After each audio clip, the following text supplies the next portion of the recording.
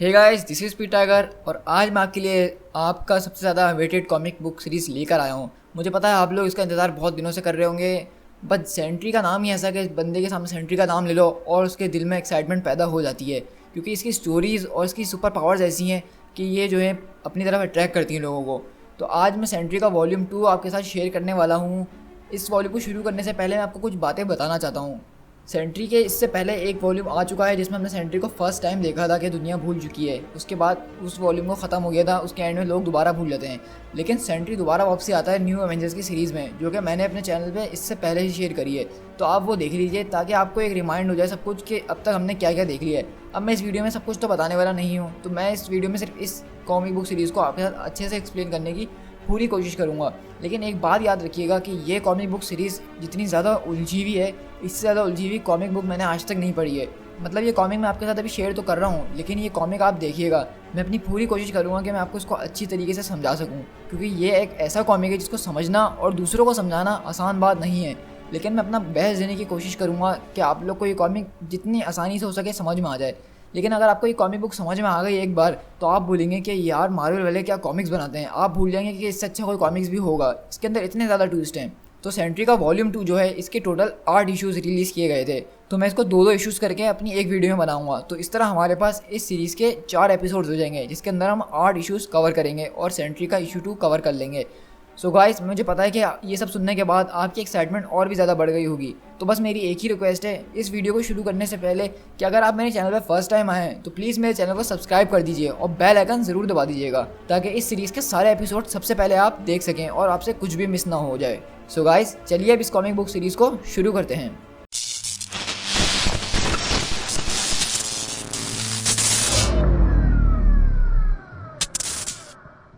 तो इस comic book की स्टार्टिंग होती है मैनहट्टन से, जो कि न्यूयॉर्क का एक इलाका है। और हम वहाँ देख रहे हैं कि हर कोई इधर से उधर भाग रहा है, क्योंकि कुछ अजीब सी क्रिएचर जो हैं सरफेस पे आ गई हैं। तो उसका मुकाबला करने के लिए न्यू एवेंजर्स की टीम पहुँचती है, जिसमें लूक केज, स्पाइडरमैन और आयरन मैन लीड पे होते हैं। तो लूक केज वगैरह बोलते हैं कि हमने इससे खतरनाक चीज़ें आज तक नहीं देखी हैं। मुझे ये समझ में नहीं आ रहा कि ये चीज़ें निकल के आती कहाँ से हैं। आयरन मैन बोल रहा है कि अब तुम एवेंजर्स का हिस्सा हो और एवेंजर्स के लिए ऐसी चीज़ें आना अब छोटी मोटी बात हो गई है। लेकिन वो हम देखते हैं कि वो जो क्रिएचर्स होते हैं वो बहुत अजीब और बहुत बड़े होते हैं और वो एवेंजर्स पे काफ़ी भारी पड़ रहे होते हैं। तो कैप्टन अमेरिका भी बहुत ज़्यादा अच्छे तरीके से लड़ने की कोशिश कर रहे होते हैं और वो ये पूछते हैं कि आखिरकार सेंट्री कहाँ रह गया, उसको इतनी देर क्यों लग रही है। तो आयरन मैन बोलता है कि उसने मुझसे कहा था कि वो बिजी है। लेकिन हम उसी वक्त देखते हैं कि सेंट्री एकदम सामने आ जाता है अपनी ज़बरदस्त एंट्री मारते हुए। अगर आपने सेंट्री के पिछले कॉमिक्स पढ़े तो आपको इसका आर्टिफिशियल इंटेलिजेंस क्लॉक याद होगा, जो कि हमेशा इसके साथ रहता है और ये एक बहुत ज़्यादा ज़बरदस्त आर्टिफिशियल इंटेलिजेंस है। इसी की वजह से दुनिया में हर कोई भूल गया था कि सेंट्री नाम की कोई चीज़ भी है। तो हम देख रहे हैं कि सेंट्री अपने क्लॉक को यहाँ पे लेकर घूम रहा है और इसका क्लॉक जो है उसको पूरी दुनिया की न्यूज़ दे रहा है। मतलब वो बता रहा है कि इस वक्त दुनिया में कहाँ पे ज़्यादा खतरा है और कहाँ पे नहीं। ये एक ऐसा कंप्यूटर है जो कि इसलिए बनाया गया था कि जहाँ पे सेंट्री की सबसे ज़्यादा ज़रूरत है सेंट्री पहले वहाँ पहुँचे। तो इसी वजह से हम देख रहे हैं कि सेंट्री को यहाँ आने में देर हो गई। तो आयरन मैन बोल रहा है कि अभी हमारी नंबर 1 प्रायोरिटी यही है, हम लोग बहुत ज़्यादा खतरे में फंस चुके हैं, तो मैं इस वक्त यहाँ पर फ़ौरन आना होगा। और हम तभी देखते हैं कि सेंट्री जो है रॉकेट की तरह आता है और उस बड़ी से क्रीचर्स के आर पार निकल जाता है और सारे क्रीचर्स को 2 मिनट के अंदर ही अंदर गिरा देता है। और इसके साथ साथ ही हम देखते हैं कि सेंट्री जो है उन क्रिएचर्स को रोकने के बाद वहाँ पे रुकता नहीं है। वो अगले ही पल जो है किसी दुनिया के एक और कोने पे चले जाता है और वहाँ पे जो खतरा होता है उससे निमट रहा होता है। मतलब सेंट्री इस वक्त जो है हाइपर कंप्यूटर की तरह जुड़ा हुआ है। उसको पता चल रहा है कि दुनिया में इस वक्त कहाँ पे सबसे ज़्यादा उसकी ज़रूरत है। तो सेंट्री बिना कहीं रुके बस वहाँ पर जाते जा रहा है और उन सबकी मदद करते जा रहा है। तो इस तरह हम देख रहे हैं कि इसका जो कंप्यूटर है उसको बताते जा रहा है कि कहीं पे वोल्केनो आया हुआ है, कहीं पे कोई खतरनाक चीज़ आई हुई है, कहीं पे सैलाब आया हुआ है, तुम्हें वहाँ पे जाना है। तो वो हम देख रहे हैं कि सेंट्री फ़ौरन वहाँ पे पहुँच रहा है। और इस तरह देखते हैं कि वो जो सी क्रिएचर्स होते हैं उनका जब हेड मर जाता है उसकी वजह से वो सब दोबारा पानी में वापसी लौटने लगते हैं। लेकिन स्पाइडरमैन बोलता है कि सेंट्री रुको। सेंट्री बोलता है नहीं, मैं रुक नहीं सकता, क्योंकि मैं एक वोल्केनो को बचाने जा रहा हूँ और अगर वोल्केनो रुक जाए तो तभी मैं रुकूंगा। और हम देखते हैं सेंट्री वहाँ से उड़ जाता है और स्पाइडरमैन बेचारा अपनी बात भी कंप्लीट नहीं कर पाता और वो यही बोल रहा होता है कि जब तुम उन सबसे फारिग हो जाओ तो मुझे ज़रूर बताना, एमजे और तुम्हारी वाइफ लिंडी के साथ हम लोग एक मूवी देखने चलेंगे। लेकिन सेंट्री उसकी बात सुने बगैर ही वहाँ से गायब हो जाता है। और इस तरह हम देखते हैं कि सेंट्री जो है दुनिया के अलग अलग कोनों में जाके जहाँ जहाँ लोगों को मुश्किलात आ रही होती हैं वहाँ जाकर उन सबको बचा रहा होता है। और उसके बाद हम देखते हैं कि सेंट्री अपने घर में आके बैठता है, जहाँ पे उसके सामने बहुत सारे मॉनिटर्स लगे होते हैं और वो दुनिया भर की खबर यहाँ पे बैठ के देख रहा होता है। दरअसल ये जो मॉनिटर्स है ये सब क्लॉक के अंडर कंट्रोल है। क्लॉक जो उसका आर्टिफिशियल इंटेलिजेंस है वो सब देख के बता रहा होता है कि कहाँ पे सेंट्री की ज़रूरत सबसे ज़्यादा है। और हम देखते हैं कि सेंट्री कुछ देर के बाद वहाँ से उठ के चले जाता है और बोलता है कि थैंक यू क्लॉक, अब तुम जो इस तरह मॉनिटर करते रहना, और अगर कोई बड़ी खबर हो या मेरी ज़रूरत हो तो वॉच टावर की सिक्योर लाइन पे मुझे बात कर लेना, मैं फ़ौरन वहाँ पे पहुँच जाऊँगा। और बोलता है कि वॉच टावर का सिक्योर यूनिट जल्दी से खोलो मेरे लिए, मैं इस मूड में नहीं हूँ कि मैं उस दरवाजे को तोड़ दूँ, तो प्लीज़ मेरे लिए वो दरवाज़ा फ़ौरन से खोल देना। और हम देखते सेंट्री जो है अपने यानी उसका जो टावर वॉच टावर है उसके बेसमेंट की तरफ कहीं जा रहा होता है, और वहाँ पे एक बहुत बड़ा वॉल्ट टाइप का दरवाज़ा बना हुआ होता है। और हम देखते हैं सेंट्री वहाँ पे जाता है और वो बहुत बड़ा सा दरवाज़ा खुलता है, और उस दरवाज़ा खोलने के लिए सेंट्री को अपना रेटिना स्कैन, हैंड स्कैन वगैरह हर चीज़ देनी पड़ती है। मतलब हमें इससे ये अंदाज़ा हो रहा है यहाँ पे कि इस वर्ल्ड के अंदर जो भी है वो बहुत ज़्यादा इंपॉर्टेंट और बहुत ज़्यादा ज़रूरी है। लेकिन हम देखते हैं उस वर्ल्ड के अंदर सिर्फ 2 चेयर्स रखी हुई होती हैं, जिनमें से एक पे जाके सेंट्री बैठ जाता है और दूसरी चेयर पे कुछ भी नहीं होता। लेकिन थोड़ी देर बाद ही हम देखते हैं कि कुछ अजीब सा स्मोक टाइप की चीज़ आती है और उससे एक शेडो टाइप का इंसान बन जाता है, और हमें यहाँ पे ये बात रिवील होती है कि ये कोई शेडो नहीं बल्कि ये वॉइड है, जो कि सेंट्री का अपोजिट है, जिसके बारे में आई होप कि आप सबको पता होगा कि वॉइड क्या चीज़ है। और हम देख रहे हैं कि वो यहाँ बैठ के गाना गा रहा है और वॉइड से बात करने के लिए आया है। बोलता है कि बस गाना बहुत गा लिया, अब अपना मुंह बंद करके यहाँ पे बैठ जाओ। और हम देखते हैं कि वॉइड जो है बोलता है कि हेलो रॉबर्ट, मैंने सुना है कि तुमने मुझे काफ़ी ज़्यादा मिस करा, और मैंने ये भी सुना है कि तुमने कुछ टेररिस्ट अटैक को पेरिस के अंदर रोक नहीं पाए, तुम्हारे वहाँ पहुँचने से पहले लोग मारे गए। मतलब हम यहाँ देख रहे हैं कि वॉइड जो है उसको टॉन्ट कर रहा है, क्योंकि उसको पता है कि सेंट्री का काम बचाना है और उसका काम बर्बाद करना है। तो सेंट्री बोलता है यहाँ पे मैं अपनी और तुम्हारी इंटरटेनमेंट के लिए नहीं आया हूँ, मैं यहाँ पे सिर्फ इसलिए आया हूँ ताकि मैं ये पता लगा सकूँ कि तुम अभी भी मेरी सेफ के अंदर अच्छी तरह से लॉक हो। तो वॉइड बोलता है हाँ क्यों नहीं, मैं लॉक तो हूँ, लेकिन ये कुछ देर की ही बात है, मैं पता लगाने की कोशिश कर रहा हूँ कि यहाँ से कैसा निकला जाए। तो सेंट्री गुस्से में बोलता है कि मेरी नकल करना बंद करो, और वहाँ पे वॉइड जो है वो भी यही बोल रहा होता है। और वॉइड बोलता है कि मैं तुम्हारी नकल कभी भी नहीं करता रॉबर्ट, बल्कि तुम तो भूल ही गए कि हम दोनों एक ही हैं, तो मैं तुम्हारी नकल कैसे कर सकता हूँ। तो सेंट्री बोलता है कि तुम जो हो वो मैं नहीं हूँ, बल्कि तुम जो हो वो मैं बनना चाहते हो, ये सारा खेल मुझे पता है कि इसी बारे में है। तो वॉइड बोलता है चलो मान लिया, लेकिन अंदर ही अंदर मैं जानता हूँ कि तुम जो हो वो मैं बनना चाहता हूँ। मतलब वो सेंट्री को बोल रहा है कि तुम वॉइड बनना चाहते हो, और वो बोलता है कि तुम यहाँ पे मुझे चेक करने के लिए नहीं आते हो, बल्कि तुम यहाँ पे अपने आप को टॉर्चर करने के लिए आते हो। तो सेंट्री थोड़ा गुस्से में आ जाता है और बोलता है कि बस ज़्यादा फ्री होने की ज़रूरत नहीं है, मुझे पता है कि तुम मेरी एक रोग एस्पेक्ट हो, मतलब मैं जो हूँ तुम उसका बिल्कुल उल्टा हो, और तुम एक सेपरेट एंटिटी हो, और तुम हमेशा यहाँ से निकलने की कोशिश करते रहते हो, लेकिन तुम निकल नहीं पाओगे क्योंकि तुम आहिस्ता आहिस्ता कमज़ोर हो रहे हो। तो वर्ड बोलता है चलो ये भी तुम्हारी बात मान लेते हैं, लेकिन तुमने कभी ये सोचा है कि तुम अगर मेरी रोग एस्पेक्ट हो, मतलब तुम ही विलन हो और मैं हीरो हूँ, और ऐसा तुम सोचते हो कि मैं विलन हूँ, तो क्या ख्याल है तुम्हारा इस बारे में। तो सेंट्री बोलता है कि बस बहुत हो गया, अपना मुंह बंद कर लो। तो वर्ड बोलता है कि तुम्हारा दिमाग ख़राब हो गया रॉबर्ट, तुम यहाँ पे रोज़ मुझसे मिलने के लिए आते हो, मुझे देखने के लिए आते हो और अपने आप से बातें करते हो, तुम क्या सच में पागल हो गए हो। तुम मुझे क्या समझते हो, क्या मैं तुम्हारी एक बुरी परछाई हूँ, मैं तुम्हारा एक छोटा सा सीक्रेट हूँ, और क्या तुमने अपने अवेंजर्स दोस्तों को बताया सीक्रेट के बारे में, जो कि तुम्हारे साथ हमेशा रहता है और हमेशा बाहर निकलने की कोशिश करता रहता है और तुम उसको हमेशा छुपाते रहते हो। क्या तुमने उनको बताया कि जब वो बाहर आएगा तो फिर क्या करेगा। और मैं बाहर आने के लिए बहुत तरस रहा हूँ, और ख़ास तौर पर अपनी वाइफ यानी लिंडी से मिलने के लिए बहुत ज़्यादा तरस रहा हूँ, और मैं उसको एक बार दोबारा स्क्रैच करना चाहता हूँ।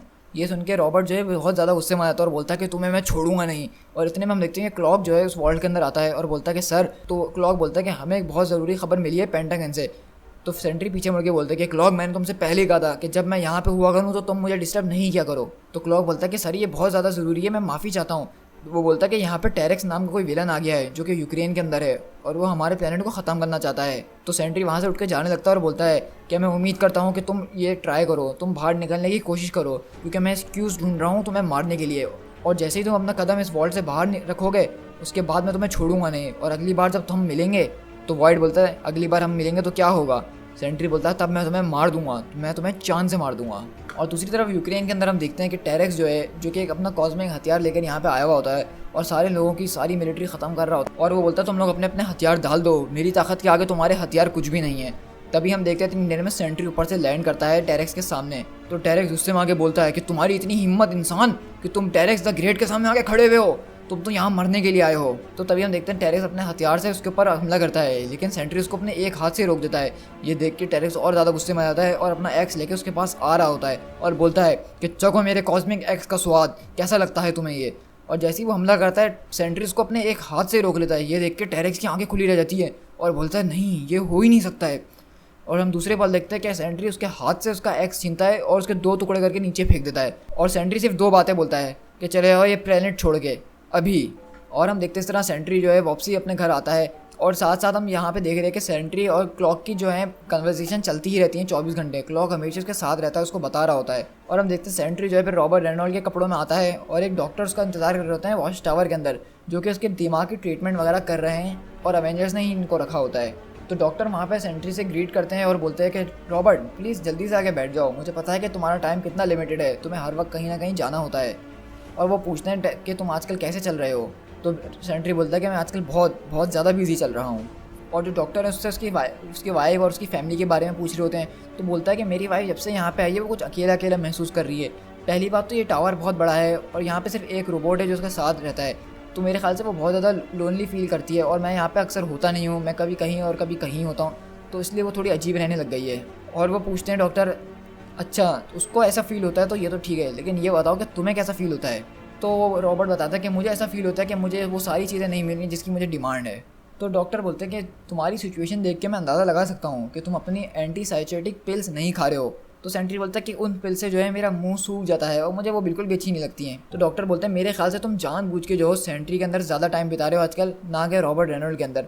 तो तुम आजकल ज़्यादातर सेंट्री बन के क्यों घूम रहे हो, ज़रा मुझे तुम बताना पसंद करोगे। तो रॉबर्ट बोलता है कि आप फिक्र नहीं करिए, वॉइड बिल्कुल सेफ है और वो मेरे कंट्रोल के अंदर है। तो डॉक्टर बोलते हैं कि मेरा इन सबसे कोई कंसर्न नहीं है, मेरा कंसर्न सिर्फ रॉबर्ट रेनॉल्ड से है और तुम आजकल सेंट्री और वॉइड के बारे में कुछ ज़्यादा ही बात कर रहे हो। अगर तुम हो गए तो वो लोग होंगे, तुम्हारे बगैर उन लोगों का कोई वजूद नहीं है, तुम सबसे ज़्यादा इंपॉर्टेंट हो। तो रॉबर्ट बोलता है कि नहीं, मैं इतना ज़्यादा इंपॉर्टेंट नहीं हूँ। तो डॉक्टर उसको समझाने की कोशिश करते हैं और बोलते हैं कि अगर तुम सेंट्री और वॉइड दोनों हो तो इस वक्त तुम इस प्लेनेट के ऊपर सबसे ज़्यादा इंपॉर्टेंट इंसान हो। तो क्या इन सब के बाद भी तुम्हें लगता है कि तुम बिल्कुल भी इंपॉर्टेंट नहीं हो। और डॉक्टर उसको समझाने की कोशिश करते हैं कि रॉबर्ट हमने पहले भी डिस्कस करा था कि तुम्हारी बीमारी जो है ये डिप्रेशन की वजह से और बढ़ते जा रही है, तुम्हें खुश रहना होगा, अपनी ज़िंदगी में ज़्यादा से ज़्यादा रहना होगा। लेकिन रॉबर्ट वहाँ से उठ के जाने लगता है और बोलता है कि आई एम सॉरी डॉक्टर, अब हमारा टाइम ख़त्म हो गया है, अब हम फिर दोबारा अगले सेशन में मिलेंगे। तो डॉक्टर बोलते हैं हाँ हाँ, तुमने अब तक रियलाइज़ तो कर लिया होगा कि मेरे सारे पेशेंट में से सिर्फ तुम एक ऐसे ही पेशेंट हो जो खुद से उठ के चले जाता है। तो सेंट्री बोलता है हाँ मुझे माफ़ करिएगा डॉक्टर, लेकिन क्या करूँ, ड्यूटी भी सबसे ज़्यादा ज़रूरी है। और बोलता है कि डॉक्टर आपका बहुत बहुत शुक्रिया कि आप यहाँ तक आए और आपने मेरी इतनी मदद करी इस सेशन के ज़रिए, और मेरे पास अब बहुत सारे काम है, मुझे जाना होगा। तो क्लॉक आपको नीचे आपकी गाड़ी तक छोड़ देगा। और हम देखते हैं वो रॉबर्ट जो है वहाँ से बाहर निकल के फ़ौरन सेंट्री के अंदर ट्रांसफॉर्म होता है और बोलता है कि क्लॉक बताओ मुझे क्या खबर है। तो और वो बताता है कि खबर हमारे पास यूरोपियन स्पेस स्टेशन से आई है कि उनकी जो एक शटल है स्पेस में से वो ख़राब हो गई है और वो अर्थ की तरफ गिर रही है। और हम देखते हैं इस तरह रॉबर्ट जो है सेंट्री के अंदर ट्रांसफॉर्म होता है और वो सारी प्रायोरिटीज़ को देखता है और फिर स्पेस में जाता है उसकी तरफ। और साथ साथ हम देखते हैं कि पीछे एक जो है एपिलॉग चल रहा है जिसके अंदर हम देख रहे हैं कि सेंट्री जो है सारी बातें सोच रहा है। क्या वो रॉबर्ट रेनॉल्ड की ज़िंदगी रहना चाहता है, क्या वो वॉइड है जो कि क्रिएचर उसने खुद बनाई है। मतलब ये सारी बातें सेंट्री के दिमाग में उस वक्त चल रही होती हैं, क्योंकि हमें पता है इसका दिमाग कितना ज़्यादा सेंसिटिव है। और वो साथ में डॉक्टर की उन बातों पर भी गौर कर रहा होता है जो अभी उसने सेशन में सुनी है। और साथ में वो ये भी सोच रहा होता है कि दुनिया में मेरे बारे में लोग क्या सोच रहे होंगे। और इस तरह हम देखते हैं कि वो स्पेस में बाहर जाता है और स्पेसशिप को बचाने की कोशिश करता है। तो उसके बाद हम दोबारा शिफ्ट होते हैं वॉच टावर के अंदर ही, जहाँ पे हम देख रहे हैं सेंट्री अपनी बीवी यानी लिंडी के साथ बैठ के लंच वगैरह और डिनर वगैरह कर रहा है। और वो दोनों आपस में बात कर रहे हैं अपने पुराने टाइमों के बारे में और ये वो। और वो बोल रही है कि तुम आजकल बहुत ज़्यादा बाहर रहने लग गए हो, मेरे पास बहुत कम होते हो। तो हम तभी साथ साथ ये देख रहे हैं कि उसका जो आर्टिफिशियल इंटेलिजेंस क्लॉक है वो एक बटलर की तरह काम कर रहा है, मतलब सारे घर के काम वही कर रहा है। और इस तरह हम देखते हैं कि सेंट्री थोड़ी देर के लिए उठता है और बोलता है कि मुझे बस 1 सेकंड देना, मैं अभी आया। और हम देखते हैं कि 1 सेकंड के बाद ही फ़ौरन सेंट्री वापसी आ जाता है। तो लिंडी पूछती है कि तुम कहाँ गए थे, वॉशरूम तो नहीं गए थे। तो सेंट्री बोलता है नहीं, बस लीबिया के अंदर एक छोटी सी सिचुएशन आ गई थी, कुछ बड़ी बात नहीं थी। तो बोलती कि तुम इतनी जल्दी लीबिया से होकर आ गए, मैं तो समझ रही हूँ कि तुम बाथरूम गए थे हाथ धोने के लिए। तो सेंट्री बोलता है नहीं, ये तो मेरे लिए बहुत छोटी सी बात है। और फिर हम देख रहे हैं कि वो दोनों एक दूसरे के करीब आ रहे होते हैं, लेकिन सेंट्री तभी बोलता है ओह सॉरी, ज़रा 1 मिनट रुकना, एक बिल्डिंग ने अभी आग पकड़ ली है। और इस तरह हम देख रहे हैं कि सेंट्री यहाँ पे भी टाइम देने की कोशिश कर रहा होता है, साथ साथ थोड़ी थोड़ी देर में दूसरी वर्ल्ड की जगहों में भी जाने की कोशिश कर रहा होता है। और इस तरह हम देखते हैं कि लिंडी बोलती है चलो मैं सोने जा रही हूँ, क्या तुम आ रहे हो। तो सेंट्री बोलता है हाँ क्यों नहीं। और हम देखते हैं सेंट्री जो है रॉबर्ट रेनॉल्ड के अंदर ट्रांसफॉर्म हो जाता है। तो लिंडी उसको देख के थोड़ी हैरत में आ जाती है, यानी एक तरह से उसको पसंद नहीं आता। तो रॉबर्ट बोलता है कि क्या हुआ, कुछ बुरा है। तो लिंडी जो है बोलती है कि नहीं कुछ ख़राब तो नहीं है, लेकिन मैं तो उसको एक्सपेक्ट कर रही थी, वो जो गॉड लाइक क्रिएचर है यानी सेंट्री, क्या तुम एक दिन के लिए वो नहीं बन सकते हो। तो रॉबर्ट बताने की कोशिश करता है कि मैं खुद ही सेंट्री हूँ, मैं ही सेंट्री हूँ और मैं ही सब कुछ हूँ। तो बोलती है नहीं, मुझे फिर भी कुछ अजीब लग रहा है, तुम उस रूप में बिल्कुल अलग होते हो और इस रूप में बिल्कुल अलग, तो क्या तुम वो नहीं बन सकते हो आज रात के लिए। तो रॉबर्ट बोलता है कि मुझे समझ में नहीं आ रहा कि बिल्कुल भी कि तुम किस बारे में बात कर रही हो, क्योंकि मैं खुद ही तो सेंट्री हूँ। तो लिंडी वहाँ से चले जाती है और बोलती है कि यही तो तुम्हारी प्रॉब्लम है बॉब, कि तुम कभी भी समझ नहीं पाते हो कि आखिर में प्रॉब्लम क्या है। और हम देखते हैं इस तरह सेंट्री दोबारा से वापसी ट्रांसफॉर्म होता है और दोबारा क्लॉक के साथ बैठ के सारी चीज़ें मॉनिटर करने के लिए बैठ जाता है, क्योंकि अब वो जो है लिंडी के साथ ज़्यादा टाइम बिता नहीं पा रहा था। और लिंडी जो है अब सेंट्री से एक्सपेक्टेशन लगा के बैठी हुई थी, ना कि रॉबर्ट रेनॉल्ड से, जबकि लिंडी को ये बात पता होनी चाहिए कि वो दोनों चीज़ें एक ही हैं। और हम देखते हैं सेंट्री जो है वहाँ से बैठ के अपनी बीवी के ऊपर भी नज़र रख रहा होता है कि वो क्या कर रही है, और वो क्लॉक से पूछता है कि मेरी बीवी कैसी है। तो क्लॉक बताता है मेरे ख्याल से वो आजकल ज़्यादा खुश नहीं रहती हैं, क्योंकि जब से वो वॉच टावर पर आई है वो काफ़ी ज़्यादा अकेली हो गई हैं और उनके पास करने के लिए कुछ है भी नहीं। तो मेरे ख्याल से वो यहाँ पे बहुत ज़्यादा अपसेट रहने लग गई हैं। और उसके बाद हम यहाँ से शिफ्ट होते हैं बैक्स्टर बिल्डिंग के अंदर, यानी फैंटास्टिक फोर का घर। और वहाँ पे हम देख रहे हैं कि सेंट्री जो है लिंडी को भी अपने साथ लेकर आया है, और हम देख रहे हैं लिंडी और सू आपस में यही बातें कर रहे हैं। लिंडी बता रही है कि मैं वहाँ पे बहुत ज़्यादा अकेली हो गई हूँ, मेरे पास करने के लिए कुछ भी नहीं है, मैं अकेली वहाँ पे बस घूमती फिरती रहती हूँ, बोर हो गई हूँ। सेंट्री जो है हर वक्त यहाँ से वहाँ निकल जाता है। तो सू बताती है कि हमारे साथ भी कुछ ऐसी प्रॉब्लम है, मेरे भी जो हस्बैंड है वो हर वक्त किसी ना किसी चीज़ के अंदर लगे ही रहते हैं, वो एक बहुत ख़तरनाक टाइप के साइंटिस्ट हैं जो हर वक्त किसी ना किसी चीज़ में लगे रहते हैं, तो मैं तुम्हारा दुख सही से समझ सकती हूँ। तो लिंडी बोलती है कि चलो ये बात तो ठीक है, लेकिन तुम कम से कम गायब तो हो सकती है ना, मैं तो वो भी नहीं हो सकती। और वो बोलती है कि मैं उससे प्यार तो बहुत करती हूँ, लेकिन मुझे समझ में नहीं आता कि मैं उसको बताऊँ कैसे। तो वहीं पे हम देखते हैं मिस्टर फैंटास्टिक आते हैं सेंट्री के बाद, जो कि अकेला खड़ा हुआ होता है, और मिस्टर फैंटास्टिक पूछते हैं कि तुम ठीक हो सेंट्री। तो सेंट्री मुस्कुराते हुए डॉक्टर रिचर्ड से बोलता है कि कभी कभार मेरी बीवी भूल जाती है कि मैं यहाँ पे खड़े होकर सेंट्रल अफ्रीका के अंदर एक बटरफ्लाई के उड़ने की आवाज़ भी सुन सकता हूँ। तो वो क्या समझती है कि मैं उसको सुन नहीं पाऊँगा। तो जो है मिस्टर रीड वो यही बताने की कोशिश कर रहे थे सेंट्री को कि तुम अब सेंट्री बन गए हो इतने टाइम के बाद और दोबारा अपनी उस ज़िंदगी में आ गए हो, तो वो बेचारी कंफ्यूज है तुम्हारे इन सब चक्रों में, तो प्लीज़ उसको तुम थोड़ा टाइम दो, वो समझ जाएगी।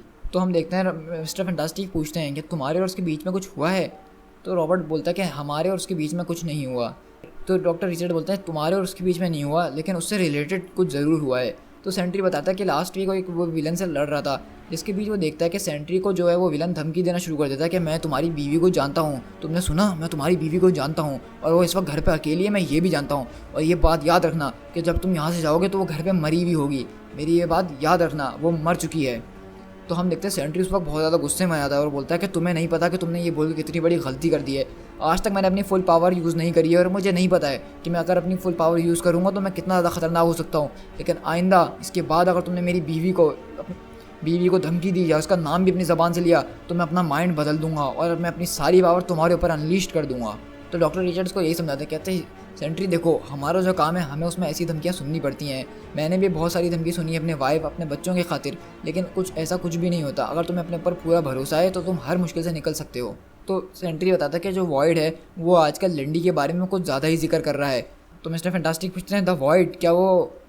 सेंट्री बोलता है हाँ आप इसकी फिक्र नहीं करें, वो मेरे वर्ल्ड के अंदर अच्छी तरह से लॉक्ड है, उसको बाहर निकलने का कोई सवाल पैदा नहीं होता, लेकिन बस मुझे ये बात थोड़ी अजीब लग रही है कि वो आजकल लिंडी में इतना इंटरेस्ट क्यों ले रहा है। और हम दूसरी तरफ दोबारा वॉच टावर के अंदर शिफ्ट होते हैं, जहाँ हम देखते हैं कि दोबारा सेंट्री जो है वॉइड से मिलने के लिए आया हुआ है। और हम यहाँ पे देख रहे हैं कि वॉइड और सेंट्री वही पुरानी बातों में लगे हुए हैं कि सेंट्री उसको आगे बात करने की कोशिश कर रहा है और वॉइड उसको दोबारा टॉन्ट वगैरह कर रहा है। और वॉइड उसको दोबारा से ये बोल रहा था क्या तुमने लिंडी के बारे में सोचा कि वो तुम्हारे बारे में क्या सोच रही है? तुम कभी वॉइड कभी रोनाल्ड, तुम अपना माइंड क्यों नहीं बना लेते हो? एक बंदे बन के रह नहीं सकते हो क्या? तुम तो अजीब अजीब हरकतें कर रहे हो, तुम तो उसको भी पागल कर दोगे अपने साथ साथ। सेंट्री बोलता है कि मुझे तुम्हारी ये बकवास सुनने की कोई ज़रूरत नहीं है वॉइड। तो वॉइड बोलता है फिर तुम यहाँ पे आते ही क्यों हो जब तुम्हें मेरी बात नहीं सुननी है? ये बात तो तुम्हें माननी पड़ेगी। तुम यहाँ पे इस उम्मीद में आते हो कि मैं तुम्हें वो बातें बता दूँ जो तुम भूलते जा रहे हो आहिस्ता आहिस्ता। तुम यहाँ पे इसलिए आते हो ताकि तुम अपनी वो मेमोरीज़ हासिल कर सको जो तुम भूल चुके हो, क्योंकि तुम और मैं एक ही शख्सियत हैं और इस तरह कुछ मेमोरीज़ तुम्हारे पास हैं और कुछ मेरे पास। तुम्हें तो ये भी याद नहीं होगा कि तुम्हारी बर्थडे कब थी, क्योंकि वो बात मुझे याद है। क्या तुम्हें ये बात भी याद है कि तुम सेंट्री किस तरह बने थे? क्या तुम्हें वो दिन याद है कि तुम सेंट्री किस तरह बने थे और उस दिन असल में हुआ क्या था? तो सेंट्री गुस्से में आगे बोल जाता है वहाँ उस दिन कुछ भी नहीं हुआ था और तुम मेरे दिमाग के साथ खेलना बंद करो, समझ में आई तुम्हें? तो वॉइड मुस्कुराते हुए बोलता है कि यही तो तुम्हारी वीकनेस है कि हर कोई तुम्हारे दिमाग के साथ खेल जाता है और तुम सिर्फ बैठे रह जाते हो। क्या तुम्हें हिप्पी याद है? तो सेंट्री को कुछ भी याद नहीं आ रहा होता, लेकिन वहाँ पे एक पुराने कॉमिक बुक का पेज देखते हैं जिसमें एक हिप्पी नाम का विलन होता है सेंट्री का। तो वॉइड बोलता है देखा मैंने तुमसे क्या कहा था, तुम्हें हिप्पी याद नहीं है? मुझे इस बात पे इतनी ज़्यादा हैरत हो रही है। वो तो तुम्हारा काफ़ी ज़्यादा खतरनाक विलन था और तुमने उसको हफ्तों तक पकड़ा था, मुझे हैरत हो रही है कि तुम्हें वो याद नहीं है। तो सेंट्री बोलता है ये तुम ही हो ना, तुम ही मेरी मेमोरीज चुरा रहे हो। तो वॉइड मुस्कुराते हुए बोलता है हाँ ज़्यादातर वक्त मैं तुम्हारी मेमोरीज चुराता हूँ गोल्डन बॉय, लेकिन इस टाइम नहीं। तो यहाँ पे हम देखते हैं वॉइड जो है इसको अजीब अजीब बातों में लगा देता है और एक जर्नल के बारे में बात करता है। तो सेंट्री बोलते हैं कि मुझे वो जर्नल याद है और वो बहुत पहले मर चुका है। तो वॉइड जो है वहाँ से डिसअपियर हो रहा होता है आहिस्ता आहिस्ता और अपनी बात भी कंप्लीट कर रहा होता है। तो वो बोलता है मेरे ख्याल से ऐसा वो चाहता है कि तुम ये सोचो कि वो मर चुका है। मैंने तो सुना था कि वो न्यूजीलैंड चले गया है इनिशियली, या फिर हो सकता है कि मैं तुम्हारे दिमाग के साथ खेल रहा हूँ। ये बोलते हुए वॉइड मुस्कुराता है और वहाँ से गायब हो जाता है। और उसके बाद हम देखते हैं सेंट्री जो है दोबारा डॉक्टर के पास आता है, जो कि उसके घर पे आए हुए होते हैं उसके नए सेशन के लिए। और वो उसके वाइफ के बारे में पूछते हैं, क्या तुम्हें लगता है कि तुम दोनों एक साथ कंपेटेबल नहीं हो? तो रॉबर्ट बताता है कि हम लोग एक दूसरे के साथ कंपेटेबल तो हैं, लेकिन मुझे समझ में नहीं आ रहा कि हम दोनों आजकल एडजस्ट क्यों नहीं कर पा रहे हैं। तो डॉक्टर से उसकी वाइफ के बारे में पूछ रहे होते हैं, लेकिन रॉबर्ट यहाँ पे सवाल चेंज करके डॉक्टर से ये पूछने लग जाता है कि डॉक्टर आपको लगता है कि मैं आजकल कुछ चीज़ें भूलते जा रहा हूँ आहिस्ता आहिस्ता? तो डॉक्टर बोलते हैं कि रॉबर्ट तुम पहले एक सवाल का जवाब सही से दे दो, तुम दूसरा सवाल अभी से पूछना शुरू कर देते हो। यही तो तुम्हारी गलती है कि एक प्रॉब्लम खत्म नहीं होती तुम दूसरी बना के बैठ जाते हो। एक प्रॉब्लम को एक वक्त में सॉल्व करो, इसी तरह हम लोग आगे बढ़ पाएंगे, वरना तुम हमेशा यहीं पर फंसे रह जाओगे। और इस तरह हम देखते हैं उसके बाद जो है सेंट्री दुनिया के अलग अलग कोनों में आके अलग अलग जगहों से लोगों को बचा रहा होता है, कभी एवेंजर्स के साथ, कभी अकेले, और हर तरह के वो विलन से लड़ रहा होता है। और हम देखते हैं इन सब के बाद जब दोबारा सेंट्री अपने घर आता है वॉच टावर, तो उसका आर्टिफिशियल इंटेलिजेंस क्लॉक बताता है कि सर आप जब यहाँ से बाहर गए हुए थे तो मैंने एक डेवलपमेंट करी है, और मेरे ख्याल से जो वॉइड था वो झूठ नहीं बोल रहा था, मेरे ख्याल से जर्नल अभी भी जिंदा हैं। तो सेंट्री ये सुन के हैरत में आ जाता है और बोलता है कि पता लगाओ फिर वो कहाँ हैं। तो वो बोलता है कि मैंने जर्नल की फाइनल ट्रांसमिशन को ट्रेस करने की कोशिश करी है उनके डिसअपीयरेंस से पहले, और वो कहीं ब्राज़ील के करीब शो कर रहा है। और यहाँ पे कुछ अजीब सी शॉक वेव्स वगैरह मुझे मिल रही हैं जिससे हम पहले फेमिलियर हैं, लेकिन मुझे समझ में नहीं आ रहा कि हम कहाँ पे हैं और क्या देखना चाह रहे हैं। तो सेंट्री बोलता है कि वॉइड ने मुझे जिक्र करा था कि वो न्यूजीलैंड में है, लेकिन उसके बोलने का तरीका कुछ क्यूरियस था, और उसने मुझसे एग्जैक्टली ये कहा था कि जर्नल वहाँ पे गए थे इनिशियली। हमें जो है इन वर्ड्स के इनिशियल लेटर्स को देखना होगा, मतलब न्यूजीलैंड में से एन और जी, और हमें इनसे पता लगाना होगा कि वो कहाँ पे हो सकते हैं। तो क्लॉक बोलता है सर इसका मतलब तो ये है कि हमें वर्स्ट के लिए प्रिपेयर होना पड़ेगा, तो क्योंकि मेरे ख्याल से जर्नल जो है नेगेटिव जोन के अंदर है। ये सुन के सेंट्री एकदम हैरत में आ जाता है। और हम देखते हैं कि सेंट्री साथ में ये भी सोच रहा होता है कि अब हमें नेगेटिव जोन जाना होगा अगर हमें उस जर्नल से मिलना है, लेकिन सेंट्री साथ में अपने अंदर ये भी सोच रहा होता है, और हमें पता चलता है कि सेंट्री के हिसाब से जो है नेगेटिव जोन उसकी सबसे बड़ी वीकनेस है।